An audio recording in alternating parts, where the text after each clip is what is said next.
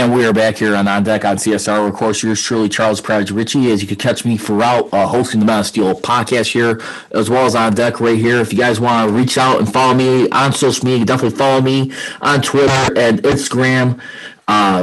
At Prodigy Richey. For the Man of Steel podcast on Twitter, it is at Man of Steel CJR, and on Instagram at Man of Steel Nation. You can catch me on Mondays and Wednesdays too, and then also coming up right around tonight, I will be doing tomorrow morning another Super Bowl preview, but also more expanded on the Hall of Fame edition right now. Will the Pittsburgh Steelers get a pair of Hall of Famers in there, or at least one out of the two right now? I'm talking about none other than the late, great Bill Nunn right there, who was a black reporter and writer. Then later turned out to be a scout long time for the Pittsburgh Steelers, winning 6 Super Bowls. This came on shortly right before Chuck Noll's arrival, worked for him. And, of course, Bill Cowher, and part of Mike Tomlin's career. He's been a long time respected scout for the organization, and just everything he's did for supporting black athletes, including one former Hall of Fame or one great player in Deacon Jones right there when you look at it. So, again, if you guys want to hit me up, like I said, at Prodigy Richey, but for more football-related stuff, for most of my tweets I'm doing nowadays, you definitely check me out at Man of Steel CGR. And here we go right now. NFL Extra Points is upon us right now. Got a lot of stuff right now. The new league year is about ready to come to a close here, or this current year, I should say, excuse me, when you look at everything. You got to give the NFL a lot of credit right here. I mean, listen. I mean, you look at other sports when we saw throughout this past summer when sports were barely returning. I mean, one of the things that really pumped a lot of brakes on everyone, you looked at, like, for instance, look at the St. Louis Cardinals back in the summer, like around end of July going to early August right there. You had like starting off with the Marlins, I should actually say the Miami Marlins right there, who actually had a spread right there that broke through, and they were able to play through, and then later started spreading out to the Cardinals teams. What ended up happening for a lot of those teams right there, you saw like the Cardinals had to mercifully play through a lot of like doubleheader games throughout, like multi-ones throughout the remainder of the season, yet they were able to still keep their focus, get into the playoffs, and still be able to be like a legit contender. I mean, that time. And we weren't sure if they were going to be enforcing forfeits at that time right there. I mean, when you look at the Cardinals, how is MLB going to survive its season right there? I mean, and then you heard like the commissioner of that league too, Rob Manfred, even staying too. We even got this thing called win percentage. We'll find a way to straighten it out that way. When I really felt was super abolished by him to even come out there and say that and have any kind of gall.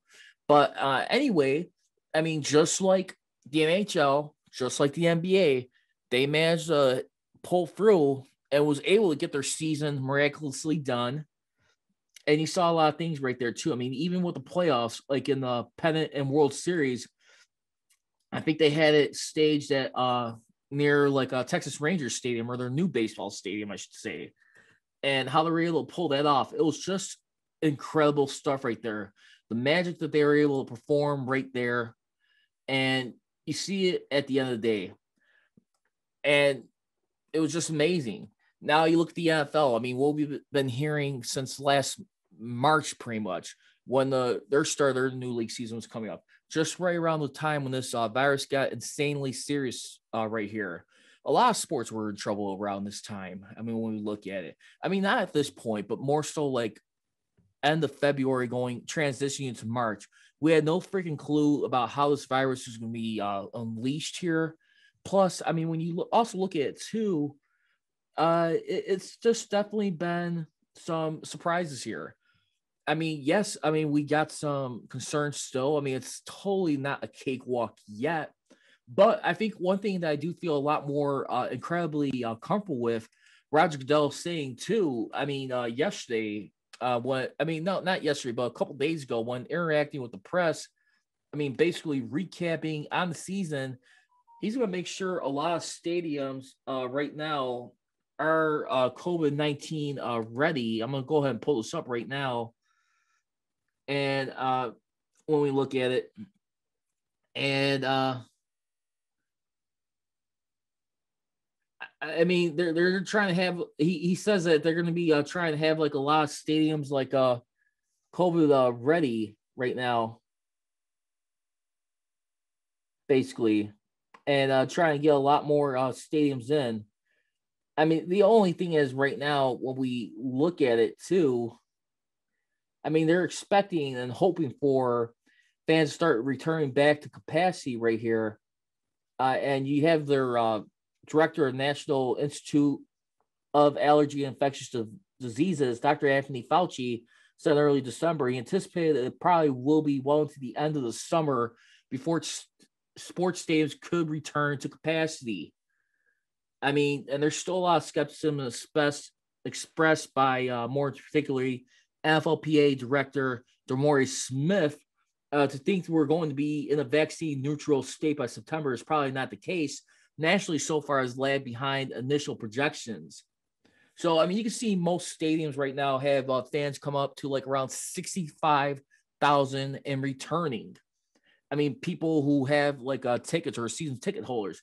The only problem is right now is that when we take a look at it, if someone is who can't or won't get vaccinated, they won't be able to come to the game. They'll have to just pretty much head back home. So you got a lot of stuff here right now that's up in the air about this. I mean, but still at the end of the day, I think I like the progress as a whole where this is at right now. I mean, you got to tip your cap to the NFL. At the end of the day, they maintain their focus and they're still getting in a full season. I mean, think about it. Dave and Sister right now, their ultimate goal is to make sure they conclude the season with having the Lombardi Trophy rewarded to the team right here. I mean, they pretty much are about on the verge of doing that. We're only one day away from the biggest game of the year. And what was the things that we saw throughout the season? I mean, yeah, you saw some annoying games getting constantly rescheduled. I mean, it was definitely a bumpy road. It had bumpy roads along the way. But just to come back and just still be able to find a way to finish the season, even with cold weather, not going into any bubble environments during the playoffs, which has surprised me how they've been able to play through this. But I mean, still, I mean, it's just been freaking amazing here. Amazing. And, you know, and then so to also add to that, too, I mean, there's still some stuff right now where we also look at, too, that the salary cap, it may not be a significant drop of 175 million. It could probably go up as high as to like 185 million dollars optimistically by owners, maybe a little bit more. I mean, even you have the Chiefs owner Lamar Hunt was stating too that they probably may not know the cap number like shortly before, like a few hours before the start of the new league year, which would be this year on St. Patrick's Day.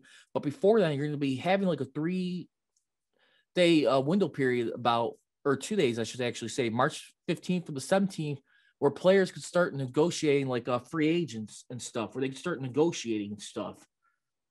So you have that window period. So I think that's some excellent news right there to stay on the forefront. Now, going into like what I was mentioning earlier too, Drew Brees right now, Hall of Fame quarterback, which I definitely anticipate real soon, no doubt about. Definitely put him in right away. I mean, who's still like the all-time leader in passing yards right now. I mean, look at this guy's career right now. Expecting to announce his retirement, he was able to restructure his deal right now with the Saints as we take a look at it. And where he's going to help the Saints free up about $94 million in cap space for 2021. Tom Pelissero knows that the Saints will now carry a roughly $12 million cap charge for Brees rather than the $36 million plus it would have initially cost the team. An additional $11.5 million would hit the cap in 2022, he added. And hope maybe in the next week or two, we'll be able to hear more from Drew Brees on him, like officially calling it a career. I mean, it's about a landmark career. Obviously, I mean, the last 2 years, I mean, if you really think about it, he's had a legit opportunity to go to the Super Bowl. Has been denied in that time, has only had one playoff win since that conference championship loss. I mean, he has been 1-2 since then. So, I mean, right there, I mean, Brees at the end of the day, I mean, you got to give this guy a tremendous, slowing of the cap right now. I mean, currently they're over $79.25 in cap debt currently. So that's one thing. I mean, they got the worst end of that when we look at it. And when you take a look at everything that he's meant to this league, I mean, still you got a guy right now on the plan with Taysom Hill. And we'll see how that's going to be able to work out. But, will they still have, I mean, in their guy too? I mean, when you look at it, I mean, how much more are they going to be able to prove right now? I mean, when we take a look at it, I mean, when you got your other backup quarterback, I mean, on this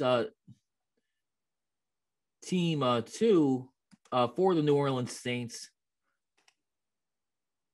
I mean, you also got backup quarterback right now who's on this team, Jameis Winston. I mean, they're interested in bringing him back right now, as long as they could probably help work with working on the touchdowns and interceptions right there. They like his arm. They still believe they could work with him, but at the same time, I think Taysom Hill is going to be the guy right now. But at the end of the day, too, I mean, here's where it stands.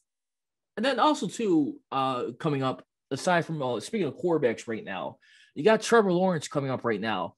He's getting ready to start throwing in front of teams soon. He will be throwing for teams on February 12th instead of participating on Clemson's Pro Day next month, according to agents from MGC Sports. Throwing early will allow him to have a newly discovered injury to his left non-throwing shoulder labor and repaired. So, yeah, I think it's a lot of exciting trends going on right here. We're going to be getting a little bit more into like the big game coming up. Super Bowl 55 right now. I mean, I got to believe this has got to be one of the greatest all-time quarterback matchups of all time right now. I would like to hear from you guys. What do you think has been the best quarterback matchup all time in the Super Bowl? I mean, where would you rank them? I'll give you my rankings coming up next as we are just still getting rolling here on deck here on CSR with me, Charles Prodigy Richey. Follow me on social media on Twitter and Instagram at Prodigy Richey. Don't move a muscle. And we're getting ready to wrap up here on deck on CSR with me, Charles Prodigy Richey right now. Super Bowl 55. Here we are right now, just a day away right now. You're looking for the Kansas City Chiefs either to be the first team to repeat since the New England Patriots did back in 2003 and 2004 right there, which has been a long time. So if we're able to see a team repeat in this time, it'll be for the first time in 17 years coming up here for this time. Actually 16, excuse me. So when we take a look at it, 16 years, will that be snapped? Or will it be Tom Brady and the Buccaneers looking right now to not only finish winning this thing at home, becoming the first team to win the Super Bowl, but Tom Brady, will he earn his 7th Super Bowl ring right now? I won't be surprised. You know what? 7 has been a trend right now. I mean, look at Nick Saban right now, a guy who's been able to win his national championship.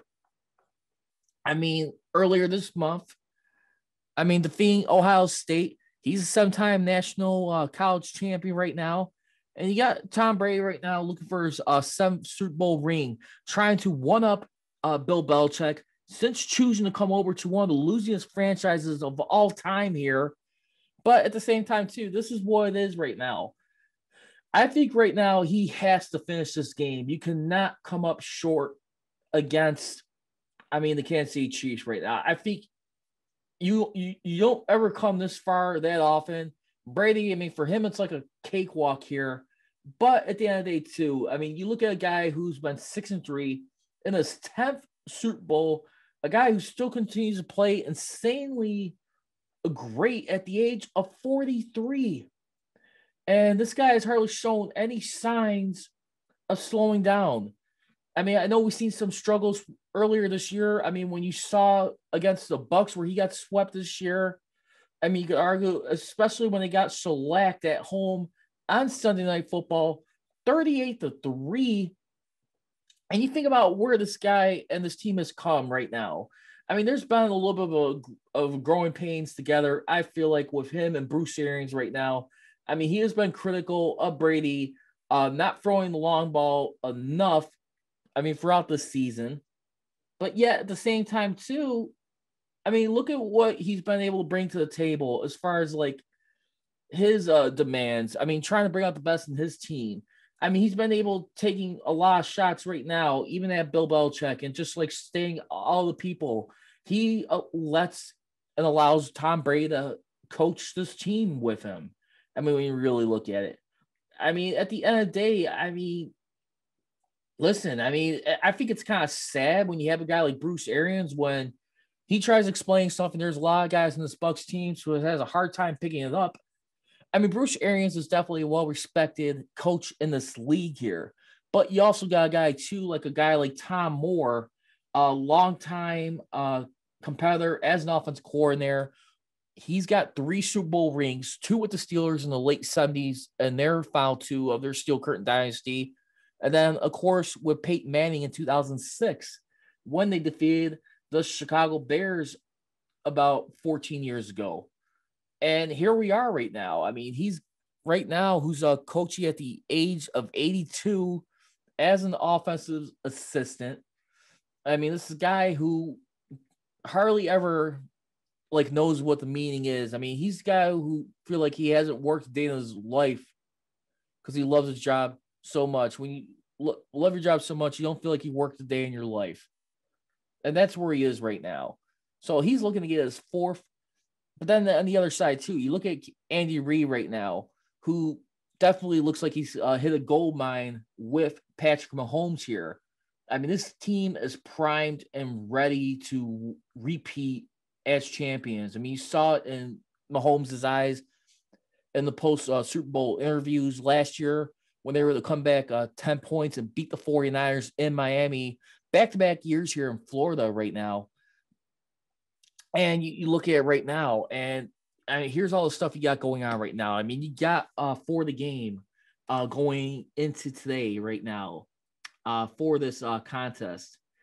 I mean, you're going to be having, according to Ian Rappaport, the Chiefs have already ruled out, as we are aware, left tackle Eric Fisher, who's got an Achilles, and linebacker Willie Gay knee, both of whom had season-ending surgeries already, but haven't been placed in IR. And he also got Sammy Watkins' calf to have full practice, but is listed as questionable.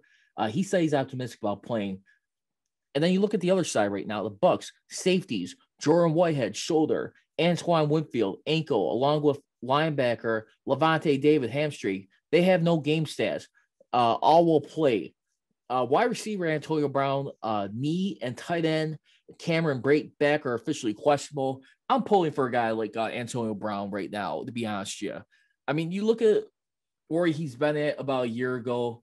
I mean, getting arrested in front of like his mother and his children right there, someone he was divorced with, and assaulting a guy for coming on his property, trying to claim some stuff right there. He was in a bad spot right there.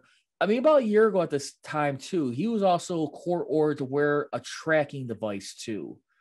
I mean, it just doesn't get any sadder, I mean, for this guy right here. And look where he's at. You have pretty much the only guy, too, after clearing your punishment, the investigations by the league right now to see if he'd be eligible to come back in. I mean, you have, once again, believe it or not, Tom Brady right here, who's had that brief run-in with Antonio when he was a member of the Patriots, when they played only together realistically for one game, where they really had that flash right there. And I mean, you look at everything, where he's been able, like, how he exited his way out of Pittsburgh, then eventually forced his way out with the Raiders after going through a ridiculous helmet situation that was out there. The league were banning on him wearing, warning him not to wear because it wasn't up to date with current equipment. Then not only that, to like get in the face of the Raiders, Mike Mayock right there too. Get tested with him, and then just pretty much force him out of town and say, listen, you know what? We cannot deal with this. They were able to release him. He goes sign over with the Patriots right there. And here we are right now. So a guy like Antonio Brown, who's been having his off-field issues. I don't know if he's going to be able to be in uniform or if he'll just be sitting on the sidelines just watching in street clothes, or will he be able to play? Because you also got another guy too, like Le'Veon Bell right now, who I'm hoping for this game right now. I mean, when we look at this game, will he be another guy that will be able to play in this game? I mean, both former killer bees from the Steelers right now. I mean, one of them is going to get their first Super Bowl ring here, and we'll find out what happened. Is he going to be able to like address? But so far, he's been limited in practice on Wednesday and Thursday, and a full participant on Friday. So the only question is, will he still be in uniform at the end of the day? Will he still be part of the Chiefs' game plan? I think he should. I mean, if you're going to be serious as repeating, you need every help you could get right now. I mean, of course, the Chiefs are a monster on their offense, but I'm going to be looking at the matches, I mean, right now, too. When you look at it, too, I mean, from this perspective, I mean, you look at the defensive side of the Tampa Bay Buccaneers, who they got that they could, like, threaten on this team that could really rattle a lot of things. I mean, let's take a look at it here. I mean, you look at guys right now, like Jason Pierre-Paul and Devin White right now. I mean, both right now, and Shaquille Barrett. I mean, Jason Pierre-Paul and Shaq Barrett, who are the edge rushers in this game, combining right now for 17 and a half sacks, and you couple him with Devin White's 9 sacks, who's playing inside linebacker, who was able to get, I mean, for the year, 1 fumble recovery. And while at the same time, too, he leads his team in tackles at 140 tackles right now. I mean, you take a look at everything that's going on. I think those guys, the only problem is with the Tampa Bay Buccaneers, where they seem to rear their ugly head, is how they're able to play defense and pass coverage. I mean, that's one thing, too, because if they're able to allow Patrick Mahomes to get free in this contest, it will be a long day for the Super Bowl. The Buccaneers, the keys for them, if they're going to be able to win this game, they have to play with a lead. They cannot afford to be playing come from behind. I definitely do feel right now, because the biggest thing, too, when you get going for the Buccaneers, I mean, their passing yards defense, they're 21st in the league, allowing 3,945 yards through the air. But also, too, when you also look at, I mean, aside from that, too, I mean, like their stuck percentage, they stuck people at the line of scrimmage. They're ranked second in that category at 22.3%, while the Chiefs are ranked 30th right there. I mean, yeah, the Chiefs were a lot more in their offense, but I also definitely like to think the matchup, too. I mean, when you also look at it, I mean, with the Buccaneers here, I mean, can we have a guy like Antoine Winfield? Will he be able to match up, or like say maybe Carlton Davis versus Travis Kelce, one of the fastest players in this league right here, the fastest. No joke when they call him the Legion of Zoom here. So I'm going to go ahead and make my Super Bowl prediction right now. I'm going to go ahead and go with the Tampa Bay Buccaneers to win this game. Give me a final score in this contest. I am going to go right now, just like Super Bowl 43, 27-23. It's going to be close. I definitely do feel like a game-winning drive can be decided late in this game. But at the same time, too, this is where we're at right now. This is where it is. And we're going to see history be made either way at this point, at this juncture here. So let's keep going for that. And like I said, for Britt Reed right now, too, the son of Andy Reid, who's the outside linebackers coach for the Chiefs. He was driving a Ram pickup, which he admitted to the police he was driving while traveling on the engine strap. He struck left front of a Chevy Impala and struck the rear of a Traverse. That was, according to KSHB TV in Kansas City, the Chevy Impala had run out of gas and was stopped on the southbound entrance ramp for I-35 from Stadium Drive near Arrowhead Stadium. So, I mean, that's very concerning right there. I mean, Andy Reid had some issues, I mean, with his kids. I think he lost one of his sons a long time ago, too. And then just to see this, prayers and thoughts are with him and his family right now. Hope the victims who were involved in that car accident, he also had a pair of kids, I think 4 and 5-year-old kids that were also hurt during that accident right now. So make sure everybody is okay in that regard. So, I mean, that's about it. But right now, we also got coming up today, too, Pro Football Hall of Fame announcement. We're going to be having just short, hopefully in a few hours. We got the Hall of Fame finalists right now. Here are the finalists right now as we take a look at everything going into this marvelous class right now. You got your edge rushers with former Bear and Viking and Chief and Panthers. Jared Allen right now. He's been a 5-time Pro Bowler, 4-time All-Pro, along with Clay Matthews Jr., who's a former Brown and Falcon. And then you also got on this list, too, for this going into this. So those are, and then Richard Seymour right now, former New England Patriot and Raider right now. He's a 3-time Super Bowl champion, 7-time Pro Bowler, 3-time All-Pro. He's been named to the All-Decade team here as we look at it. So that's what we got going on for right now. But I'm going to make my prediction, and I mentioned this on 937 The Fan with Bob Pompiani. If I had to choose from the list, we already know Peyton Manning, he's going to be going in. He's an automatic slam dunk. I mean, no question about it. I mean, when you look at a guy like Tom Brady, who's a 7-time Super Bowl champion winner, look at Peyton Manning. In my opinion, Peyton Manning, for his skill, he was still the class of the league as far as quarterbacks. Say what you will about him barely winning in the playoffs. I mean, for his career, I mean, he finished at 14-13, just one game over 500. Yes, he choked in a lot of games, but at the same time, too, he was also 2-2 in Super Bowls, where you could argue that last one, it was his defense that won, but he was able to win the first one with his offense. So I really do feel like right now, I mean, with that, you have to take your cap off to this guy. 5-time MVP, 2-time Super Bowl champion, 14 Pro Bowler, 7-time All-Pro.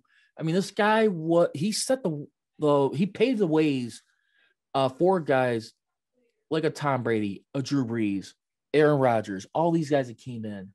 So I'm going to go with him. I'm going to go ahead and say former Steeler guard right now, who's actually going to be waiting for his 6th year of eligibility.